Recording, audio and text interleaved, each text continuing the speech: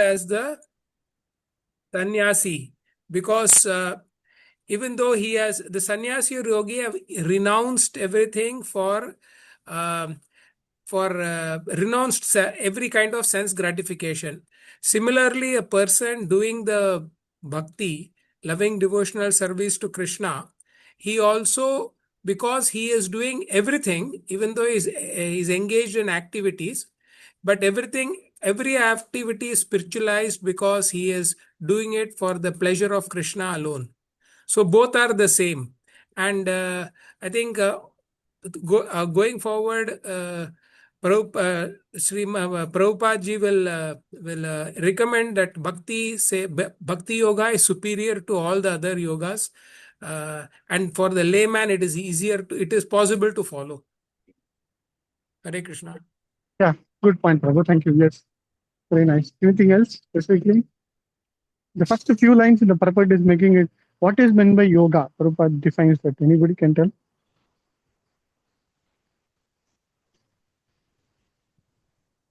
Linking oneself with the Supreme. Yes, linking oneself with the Supreme. So this is the most important aspect of the concept of yoga. So yoga means practice. Yoga means understanding who we are. Yoga means keep on doing some yukta. You doing something again and again, right? But one most important aspect is identifying who we are, identifying with that one particular person. So that is why even in normal transcendental meditation or any kind of yoga process, you will try to concentrate on one particular object or one particular thing, whatever be it. The output of that will be fully focused, engrossed on that particular things to get the real benefit. For example, somebody will focus only on sun, somebody will focus on moon, somebody will focus on some material object, whatever be it. Okay, but from a dhyana yoga perspective, the output of that particular will be very similar. Like anybody focusing on Paramatma is considered as the highest.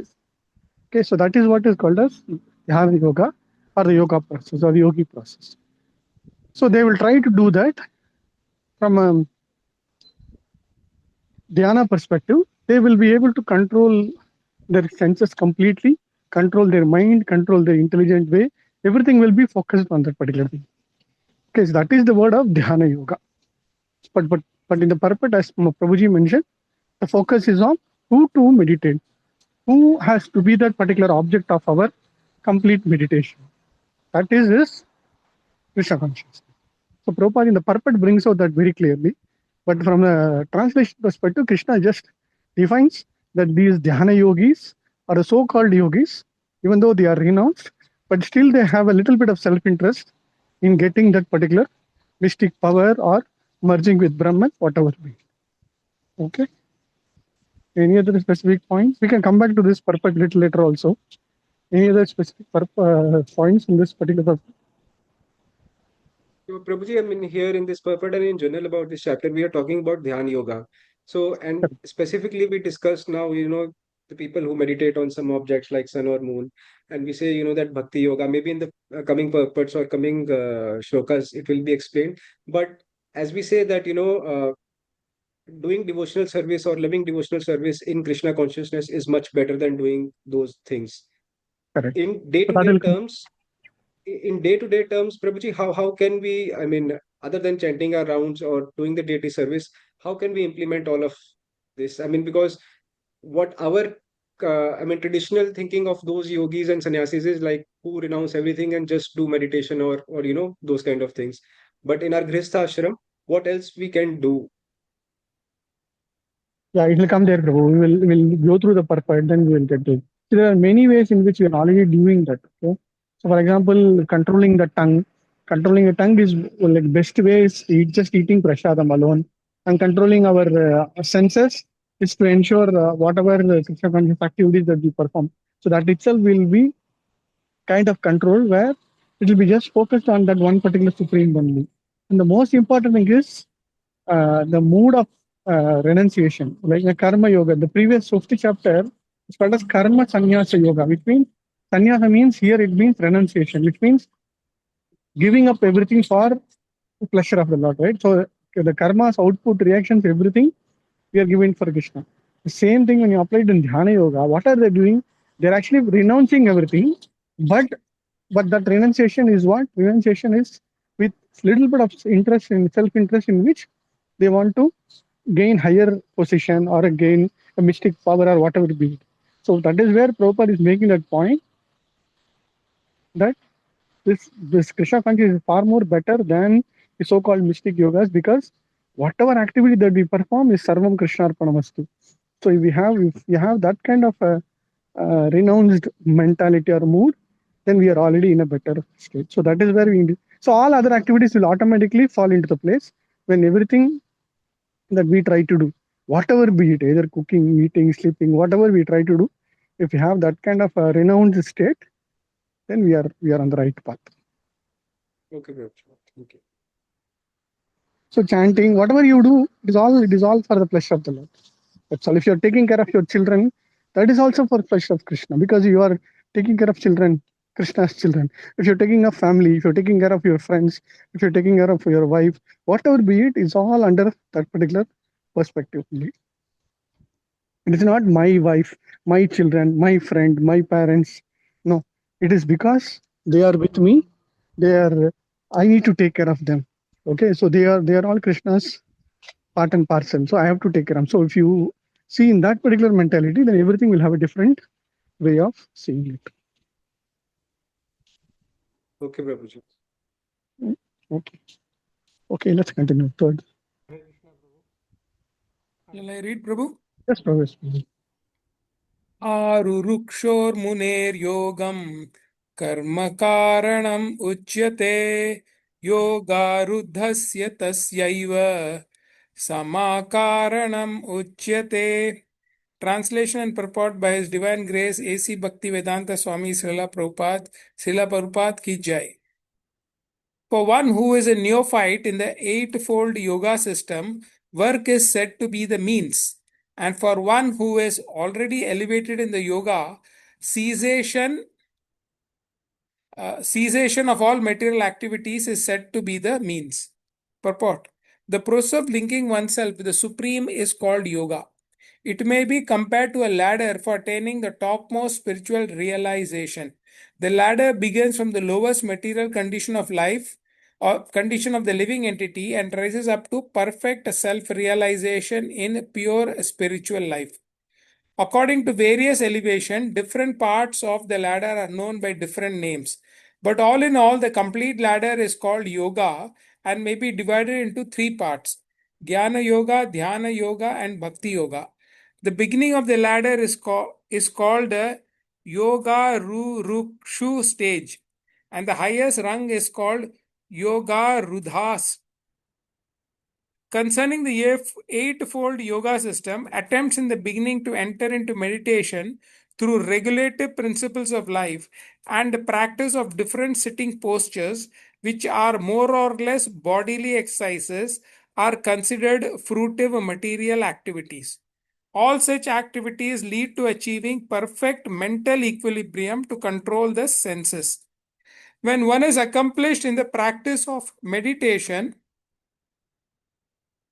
he ceases mental activities. A Krishna conscious person, however, is situated from the beginning on the platform of meditation because he always thinks of Krishna. And being constantly engaged in the service of Krishna, he is considered to have ceased all material activities. Hare Krishna. Okay, thank you, Karthik Prabhu. So this purport also has got two parts. First part is, if you see through the Prabhupada gives the definition of what is meant by the Dhyana Yoga, cessation of all results, but from a Roga Aruda and then Roga Shukshushu, which means the basic level of maintaining this body, right? If somebody performing this Ashtanga Yoga, somebody performing a Patanjali's Yoga, is for what? Fit for life. Fit for life means what? You have to maintain this body just for living conditions. So they will do some kind of exercise, they'll do some pranayama, they'll do, so that this is all at the basic level. But as you progress more and more on the pranayama, more and more on the physical exercises and the yoga process, slowly what is being taught is to start meditating upon the Supreme who is sitting inside our heart. Okay, but when somebody progresses from the yama, niyama, asana, pratyahara, so one by one, then the next stage of getting that knowledge will come, and then the final understanding of who is the Supreme Lord, and then merging or getting that understanding that I have to focus only on that particular Supreme Lord. That is where the principles. In the coming slokas, again, it will be much more clearly explained what is it and how is it. And Prabhupada, in the second part of the purport, if you see, he will tell about all these meanings, and then finally it will say, oh, this is all done automatically through Krishna consciousness. So Prabhupada's point of view is, yes, Krishna gives these definitions, gives these ways and means, and what is it that we need to understand. And however, but from a Krishna consciousness perspective, this will be automatically fulfilled.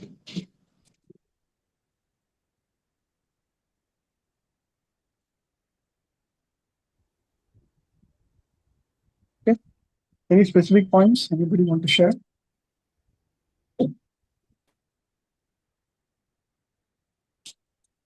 Prabhu, I have a question. In the Karma Yoga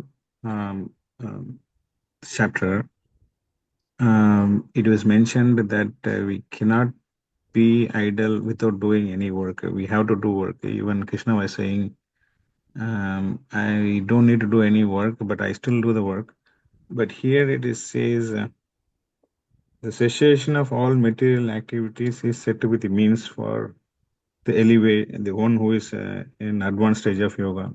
How to understand, Prabhu, this?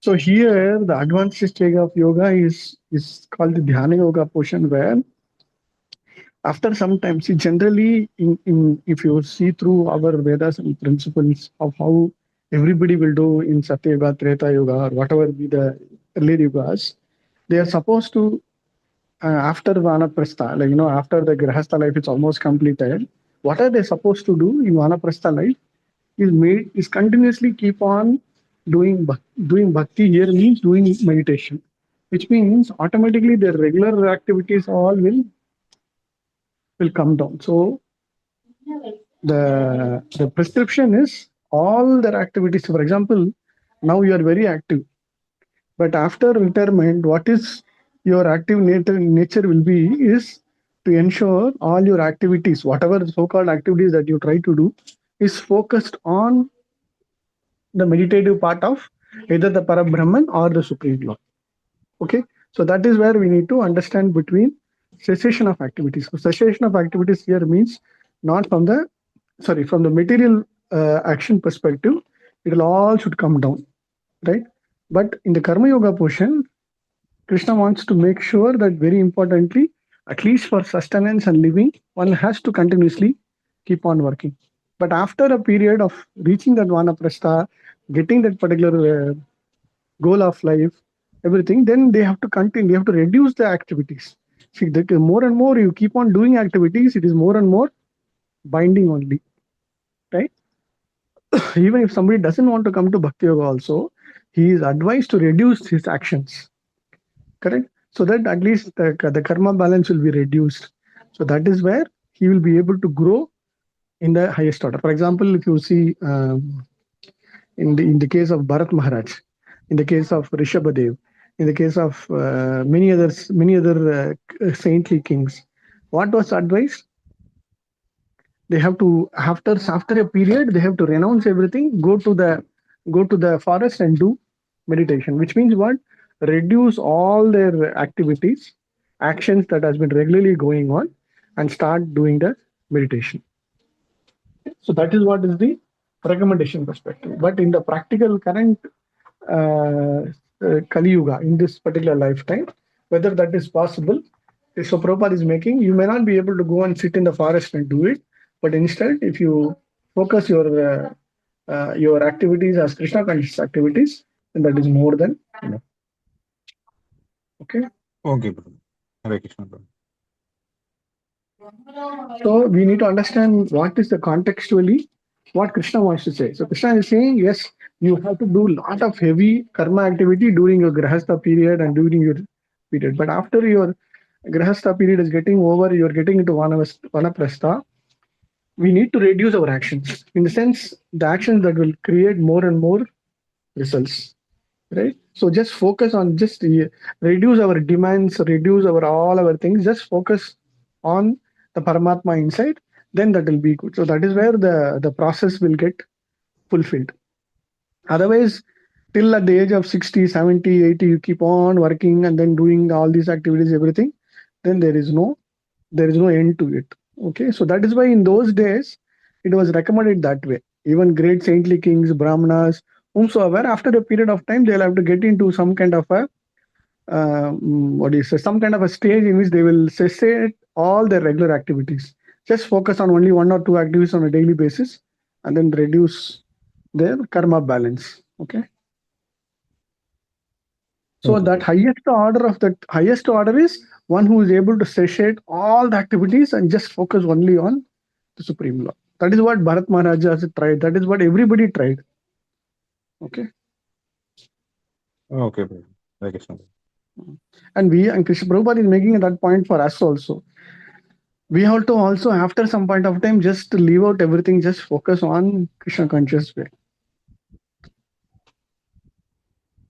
Okay. Yeah. Okay, Prabhu. Continue.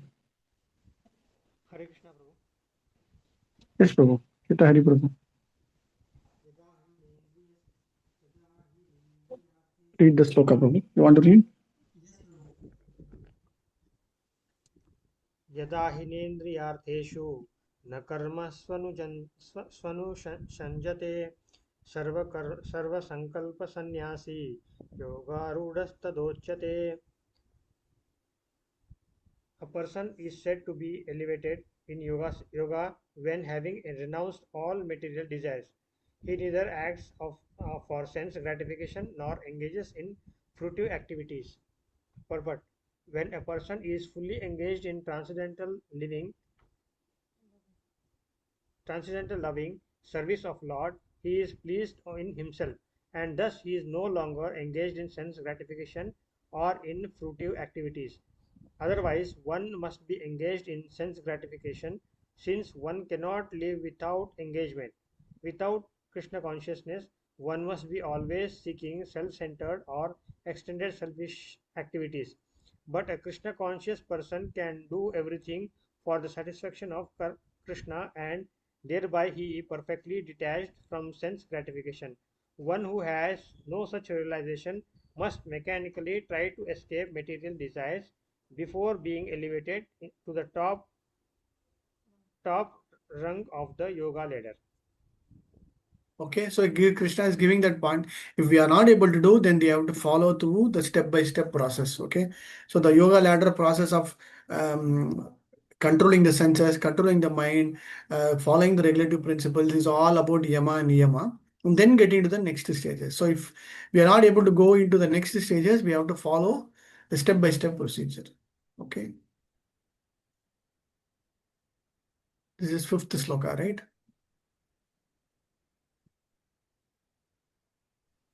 Fourth shloka, Prabhuji. Sorry, fourth sloka. Yeah, sorry. यदा हि न इंद्रिये तृष्णकर्मेषु अनुषज्यते सर्वसंकल्प सन्यासी योगारूढ़ तो उच्यते. Okay. A person is said to be elevated in yoga when he having renounced all material desires, but he neither acts for sense gratification nor engages sense. Which means what? He will never have any kind of sense gratification. First point. Second is he will never be willing or wanting to do any kind of any karma that is more from a fruitive active perspective. So sense gratification or fruitive karma, like you try to do something, you will get some benefit out of it, right? So a person fully engaged in a Krishna conscious way, or a person who is fully renounced, both are kind of same. Which means what? I've just renounced everything. I go into the forest. I do only meditation, which means I've given up all the fruitive activities. There is no material desires at all. Same way when you apply it in a person in Krishna consciousness, sitting inside the grihastha ashrama, he will also have that kind of a mentality. Outwardly, he might perform actions. Outwardly, he might go to office. Outwardly, he might do some work. He might do some cooking, whatever be activities. But he will not have that as a material desire or more from a sense gratification. But it will be more from pleasing the Supreme Lord. So that is where the difference between cessation of an action, but action with Krishna consciousness will differ. Okay. So that is what Prabhupada is making. A Krishna conscious person can do everything, okay, for the satisfaction of Krishna, and thereby by perfectly detached from sense gratification. Okay. Lot of if you see in Chaitanya Charitamrita, this I told you about wonderful Pundarik Vidyanidhi. Pundarik Vidyanidhi is a great personality who had immense wealth. He will come only with big what do you say, big entourage. Like, when he comes, he'll have all this velvet cloth, velvet palanquin, everything, like, with 4 people coming. But outwardly he might look like that, but actually speaking, he was a completely in a renounced state. Okay, so that is where you will see great personalities. Outwardly, they might resemble or they might see more from a material perspective, but still internally they will be in a very completely detached. For example, Ramananda Rai also, in Chaitanya Charitamrita, Ramananda Rai will teach the temple dancers, Devadasis, about how to please the Supreme Lord Jagannath. He will teach them some drama from a dance perspective. Outwardly, people will think, what is this? This is not at all good. But actually speaking, he is in a completely renounced state. So nothing will affect him. Mahaprabhu himself will say he is in a completely renounced state. So nobody will know what is this. Even Raghunath Das Goswami also. He came from a very big Zamindar family. When he meets Jagannath, when he meets Mahaprabhu in Jagannath Puri, initially for the first few months he will take Mahaprabhu Prasadam. Then he will go to stand in front of Simhadwar and beg. So somebody will give food, some fresh food. Then afterwards he will say, I'm not even qualified for that. So what he will do, he will go at the backside through the other gate, and where all the midnight, they will just throw away from Anand Bazar, they will just throw away the remaining prasadam. So cows will eat. So he will go stand there and try to take that cow eat that kind of what do you say, rice or whatever be it. He will take it home, then he will wash it nicely with water and then take that food only. So one day Swarup Damodar will see him and say, what are you eating? No, this is not fit for you, this one I am only taking it. So immediately Swarup Damodar will catch whatever Raghunath Das Goswami is taking food, and then he will, wow, this is so nice. And one day Mahaprabhu will come and see this Raghunath Goswami having this kind of a food, and then he will try to take one morsel of food, and then go in the pastime Govinda will stop him, because that food is actually kind of contaminated. It is already 2 days, 3 days old. Okay, so that kind of renunciation nobody can do, right? So, but they're perfectly detached. Outwardly, we will never know what is their state of mind, right? So that is where Prabhupada is also making all this yoga process is all one side of performance of dhyana yoga action is also there, but whichever is more from a Krishna conscious way, that is what is more recommended for us from this Kali Yuga. Okay. Mechanically try to escape material desires. Very nice word. So last time also when we discussed, now mechanically we will try to escape with all but actually speaking, whether the real escape from material desires is there, that is where whenever there is a situation comes, okay, new iPhone has come, new iPad has come, new car has come, new this has come, new. So anything that comes, no, immediately the temptation or you will have to see between what is necessity versus what is the want. Then you will be able to decide. So the tendency to reduce that material desires is very, very important. Okay. So that is where Prabhupada is making that, but one who has no such realization must mechanically try to escape material desires. So he has to follow certain procedures. Mechanically means, no, you have to ride on big, no more this. So mechanically do certain aspects to it, then automatically he will be able to move from the lowest ladder to the highest ladder. Okay. Prabhuji, is it okay to say that for some time we might need to do it artificially? Like some Correct. things we like, but for some time it's okay until we Okay. Yeah. Sometimes you have to, because brain is, sorry, our not brain, our mind is so, our senses are so attached, right? You have to force it. Some artificially you have to just try to do. Then that is okay. At least after some time it will become a routine. Okay.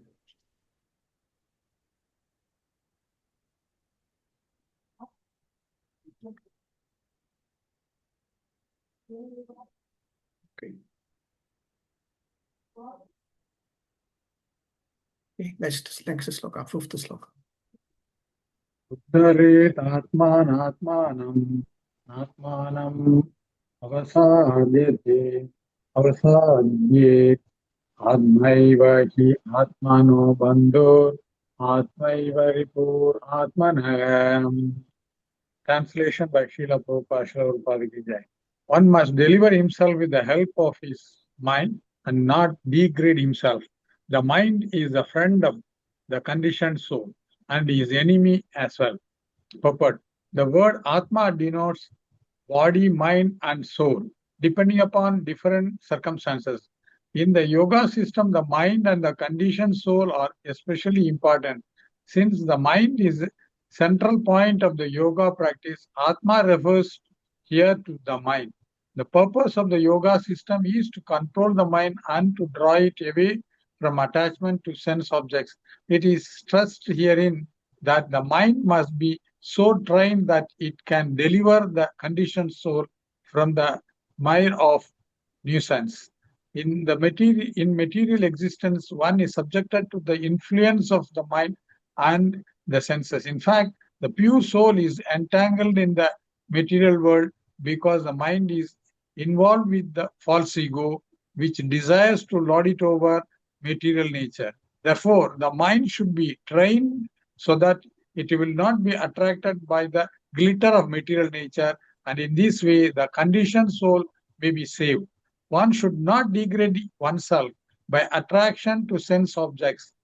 The more one is attracted by sense objects, the more one becomes entangled in the material existence. The best way to disentangle oneself is to always engage in mind in Krishna consciousness.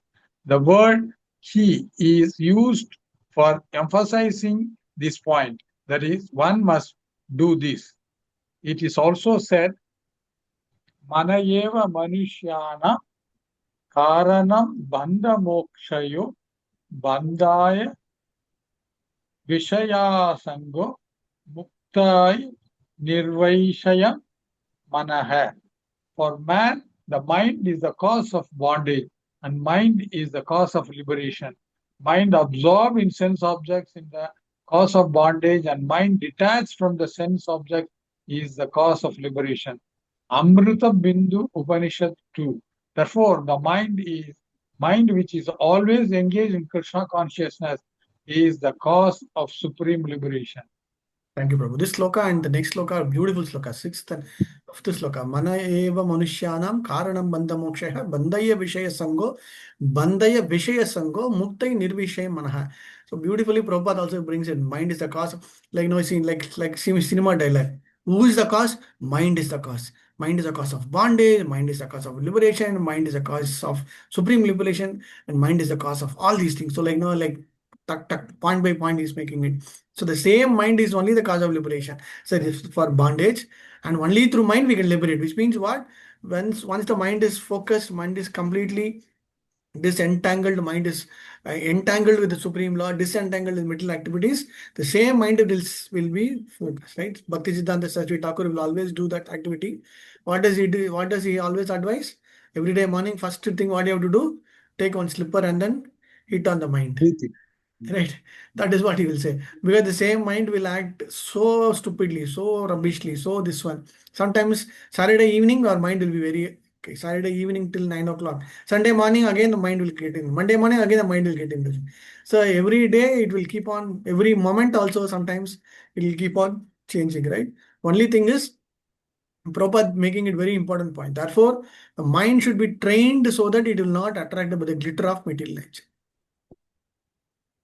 So we used to say, no, somebody, Krishna conscious is what? Brainwashing? Yes, of course it is brainwashing only.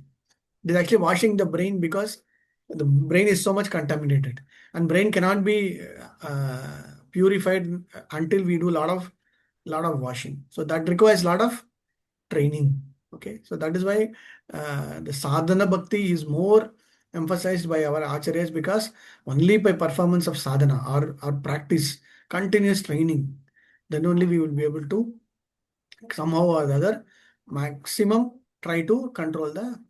Okay, maybe before this I'll just okay, maybe next sloka and then we'll any specific points here. The word sloka itself is beautiful actually. Atmana atmanam na atmanam avashyet atma evi atmanah bandhur atmana evi rupur atmanah. The word atma from a Sanskrit perspective also very beautifully it is there. Udhare, udhara means just going away, moving away or getting liberated. How? Atmanam atmanam. Atma atmanam. Then atmanam na atmanam avashyet. So the same Atma will get delivered by mind, and the same Atma will be conditioned by the mind. Okay, and then Avashyad, it will get this one. Okay, so here Atma is one aspect of understanding. The same Atma is called as from a mind perspective also. Okay, and Bandhur Atma iva Ripur Atmanaha. Beautiful. Ripu means the enemy part. Atmanaha means the conditioned soul. So Atma is the mind, Atma is the liberated soul, Atma is the conditioned soul also. In whatever aspects, between the liberated Atma and then the conditioned Atma, who is there in between is the mind.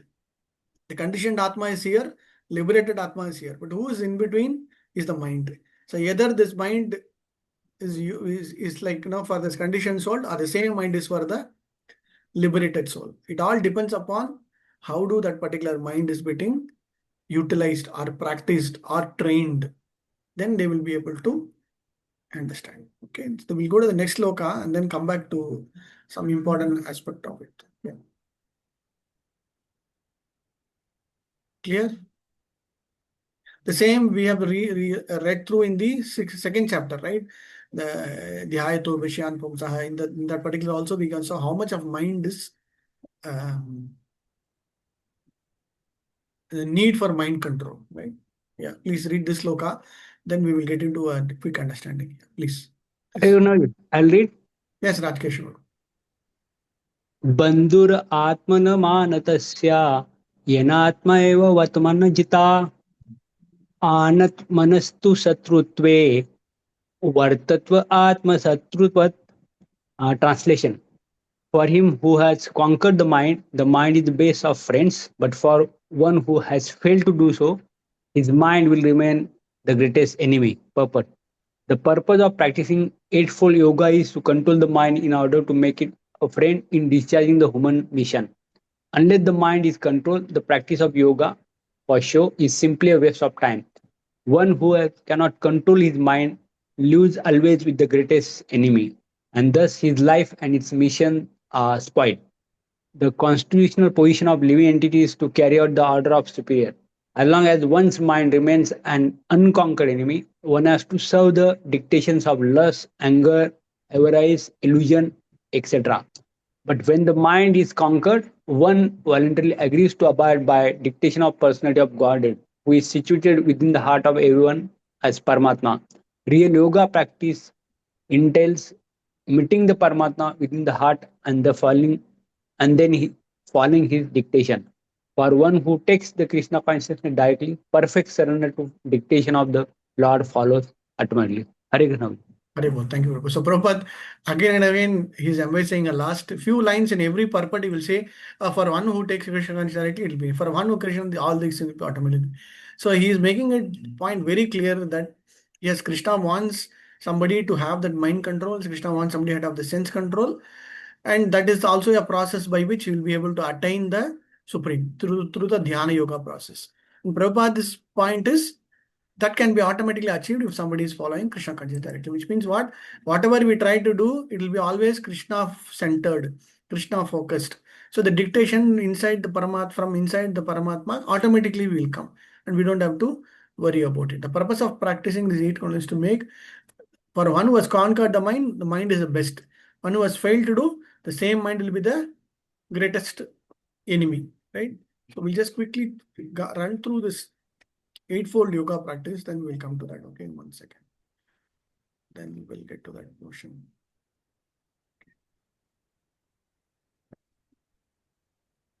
Yeah. So Bandhura Atmanastasya. So Prabhupada will give this example, always this knife example, wherever you go, no? So knife is very, very dangerous. It can kill people, it can do whatever worst things. But the same knife, if it is used for a surgical procedure or used for our own food or on, it becomes the most important utility in our home, right? So a knife is in one way is very, very dangerous, but at the same time it becomes the best friend for us, especially this Swiss knife, right? Many of those I don't know whether nowadays we are getting this, but Swiss knife is so handy. It is actually considered very dangerous in one part, but it is so handy for many people. It is multi-purpose utility, right? So how do we understand this? The eightfold system is also very important. So first is we're going to go through this way. This is called the yoga ruda, the ladder, right? So when you say ladder, how do we understand this? First is called as the yama portion. Okay. What is yama is nothing but just maintaining good qualities. Okay. So somebody having satyam, saucham, basically living in a social order, following certain moral codes, like following certain brahmacharyam, certain austerities, certain good qualities. Now, always be speaking truth, always be kindful, always having that ahimsa, like always focusing on non-violence. So that is the basic level. Okay, that is the first ladder. Then the next level is called exhibiting those qualities on a particular situation, following some tapasya, following certain. So I am good everything, but when you are put in a situation, how are you acting to it? How are you displaying your characteristics? Is the personal conduct, the yama portion. You yama and niyama are always together. Yama is you grow, like through your habits. Regular habit. Regular means what? That whatever you keep on doing becomes an habit, right? So that is more from a yama portion. In yama, that regular habits will be demonstrated, will be time tested. That is at the niyama stage. So you are becoming good person. Your qualities are good. Your acting is good. Your thinking is good. Your speaking is good. Everything is in a nice way.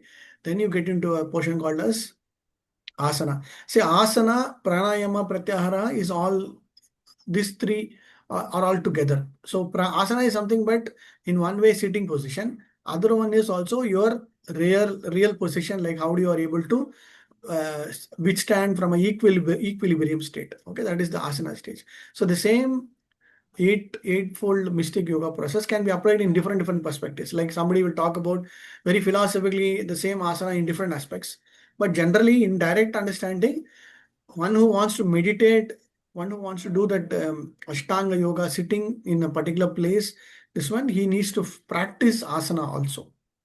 Okay, so there are different asanas, Vajrasana, Padmasana. There are different type of asanas, right? So for some particular yoga, they'll use Vajrasana, Sirasasana, then sleeping asana. There are different types of asanas. Okay. And then pranayama. Pranayama, we all know. Apana, prana, apana, vada, udana, vada. So all these, the 6 R's that we have already seen in the previous chapter, that going in, coming out. So that also has to be done. Pratyahara is what? Sense withdrawal, which means if I see something, I should be able to control. I should be able to control. If I hear something, it is not getting into my heart. If I want to eat something, my tongue, I'm able to control. So I'm able to withdraw all my senses. So I'll be seeing something, but it is not affecting me. I'll be hearing something, but it is not affecting me. I'm seeing some nice dish, but it is not mouth watering for me. So like that, the pratyahara portion will be there. So it will not get this one. So then the dharana portion. Dharana is start focusing, initiate the focus.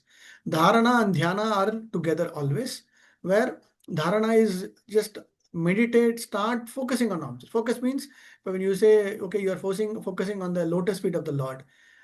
For example, today, what was the last, who can tell, like, Atmanivedan Maharaj will always say, in one of the lectures, he was asking, how many of you remember Lord Jagannath's dress for this week? If somebody is asking you, what will be your reply? Can somebody remember? Anything? What was the main color? We came to center on Saturday. We had Darshana of Jagannath. How many of us are able to remember? Prabhuji, it was a colorful dress with all the butterflies on the. Correct. Haribol. Thank you. Yes, Mataji. It is multicolored. It's like rainbow color. Blue, red, yellow, kind of multicolored one. Yeah, butterflies were also there, and the turban, the dark blue was there. So something like that, where we are able to remember and recollect, is called as the dharana portion. So next time when you go to that, with our Pushpa Gopal Prabhu will always emphasize that point. Next time when you go to have darshan of the Lord, you have to drink the beauty of the Lord. It's not just having staring is one portion, but you close your eyes and you're able to recollect after 3-4 days. Then we are on the focus. Dharana is there. Then automatically dhyana will come. Whenever you sit and chant, whenever you walk, whenever you do, dhyana will automatically come. And the epitome of dhyana is the samadhi state. So nothing will get affected. The union and absorption will automatically come. But to get that union and absorption, we have to follow this yama, niyama, asana, pranayama, pratyahara, dharana, dhyana, and samadhi. Okay, so this is one way of understanding. This is another way of understanding. Yama is external discipline. Niyama is internal discipline. And then asana is the posture. Okay, and then pranayama is the breath control. Pratyahara is withdrawal senses. Dharana is concentration, meditative absorption. Okay. Then you get this one. So in a way, this is very good for certain principles, certain acts, certain way. But what Prabhupada is giving us is currently in this particular situation in our way of doing it is very deep. Now, there are great mystic yogis. Even in India, there is a great. If you have seen this BKS Iyengar, there are so many great personalities. They might just float in the air, right? They were through complete absorption. They might elevate themselves from their posture, right? So they will be able to do. But only thing is how to do that mind control. Krishna will say in the coming slokas. What he will say, only through abhyasam and vairagyam, only through practice and vairagya. And vairagya means what? The determination and renunciation. That only will be able to do. Okay. So yeah, this is all will come in the next Sucha Uddesha. So all the specific points of how to do perfect dhyana yoga and all, Krishna will come and tell in the next slide. Okay. Yeah. We will continue. We will do one more sloka and then we'll stop for today.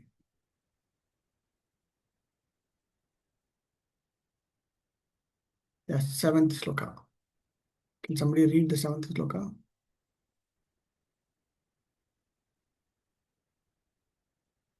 जितात्मन प्रशान्तस्य परमात्मा समाहितः शीतोष्ण सुख दुःखेषु तथा मानापमानयोः.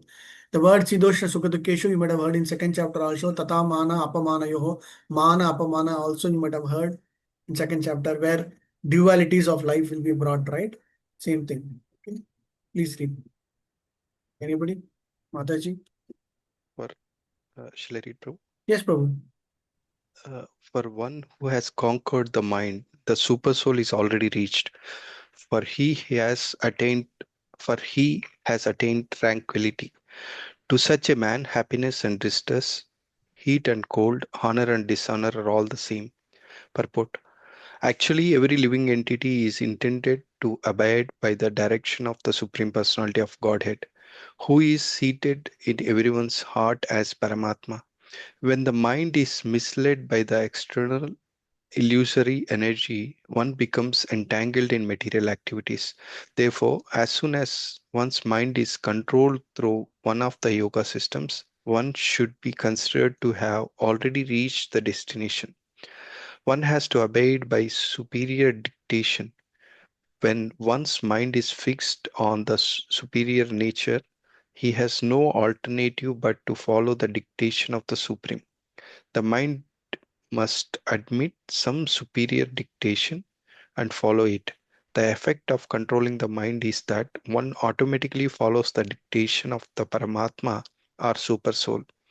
Because this transcendental position is at once achieved by one who is in Krishna consciousness. The devotee of the Lord is unaffected by the dualities of material existence, namely distress and happiness, cold and heat, etc. This state is practical samadhi or absorption in the Supreme. Hare Krishna. Nice word, practical samadhi. I don't know from where Prabhupada brings this wonderful practical living, practical application, practical this one. So samadhi means somebody will say, no, it is completely messed. He's totally renounced nothing. But here Prabhupada is making that point. Practical samadhi, which means what is applicable into this today's day-to-day life. It's called as practical samadhi, where Prabhupada is making that again, he's making that point of Krishna consciousness. Okay, because his transcendental position advance achieved by Krishna under the Lord, he is unaffected by the dualities of material. We saw in the second chapter also, right? See the Oshna Sukha Dukkeshu, same mana apamana yoga, right? So all those things also. Actually, every living entity is intended by the dictation of the Supreme Lord. Okay.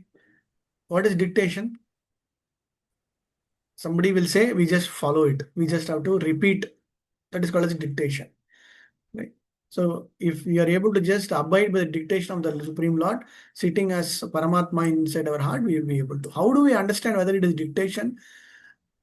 How do I understand whether it is Paramatma's direction or our mind direction? Can anybody give an example?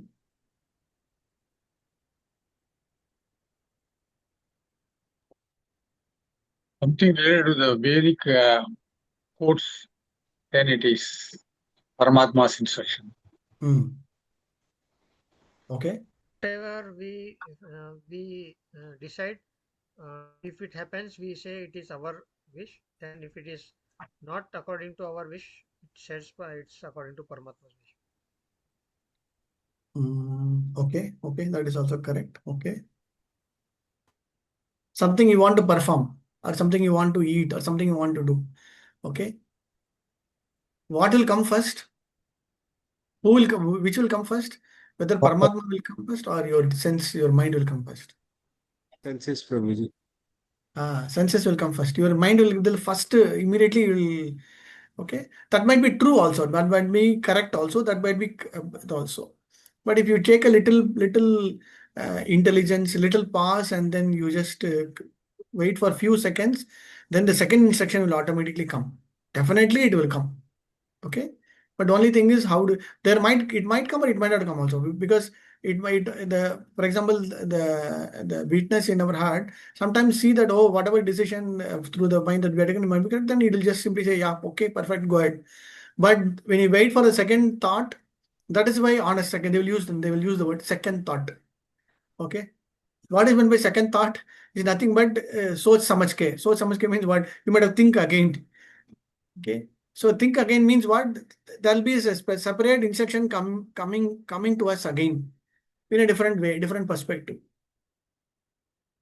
So that is why very importantly, just go by the dictation of the Supreme Lord. Okay, so he has attained tranquility. Tranquility is a beautiful word here.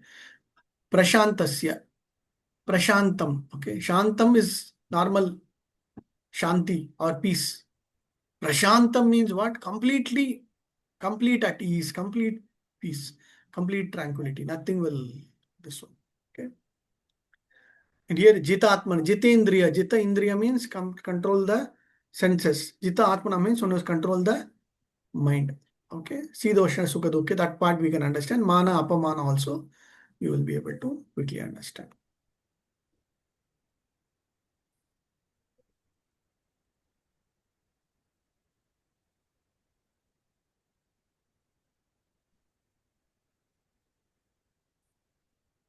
So the bottom line is what? The mind must be fixed on the supreme nature or the supreme Lord. That is what is the most important aspect. Okay. Fine, we'll stop here today. No issues. We can take it up. Hare Yes, Krishna, Prabhu. Yes, Prabhu. One quick question. If this state of samadhi, is the person still alive then? I mean, is Yes, the yes. yogi? Yes, he's completely alive only. So that is what, if you go through the normal process, there will not be any external movement, external thing. and their mind also will be completely absorbed. For example, we say Dhruv Maharaj or any great personality who have done biggest Ashtanga yoga. So he will be completely absorbed in the 6 months. He'll be complete mind, everything will be absorbed, and everything will come to a standstill, right? So what he's doing actually he is meditating on the Paramatma, the Krishna Garbha inside in his heart, so that externally nothing is happening. Internally also nothing is happening because he is not eating anything. He's actually swallowing air. The air that goes inside is his aharam, right? Which means by air itself he is able to control everything. So he's in a complete samadhi state. One way of understanding. Other way of understanding samadhi is if you just perform normal transcendental activities. I'm sorry to use the word normal transcendental activities. General Krishna conscious activities, it becomes transcendental, and you are already in the state of samadhi because your mind is completely absorbed in Krishna consciousness. Your intelligence is always through Paramatma's instructions. Your senses are already channelized for the pleasure of the Lord. Then we are already in the state of samadhi. So you can continue to perform actions, continue to do other activities, then you are already in the state of samadhi. So, Prabhuji, can we say that Prabhupada ji was a very good example of samadhi?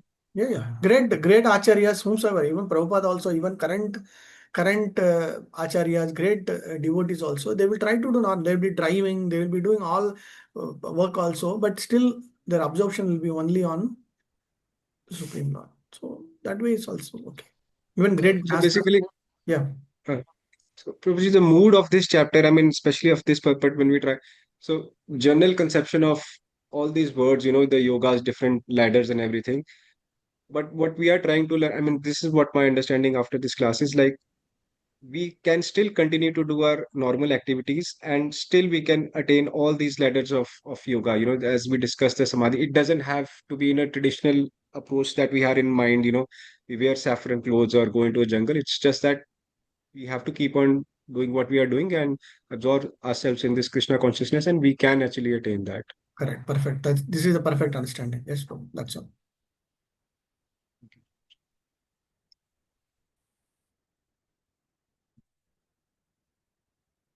Okay. So in the next class, Arjuna will come and say, I can control air, I can control wind, everything, but I'm not able to control the mind. So how do I do it? That is what Krishna will give the solution of the next sections. Okay. This word is nice. The 20 will talk about Sanair Sanair. Sanair Sanair means gradually only we can do. It's not that by one day it will happen. It won't happen. Okay.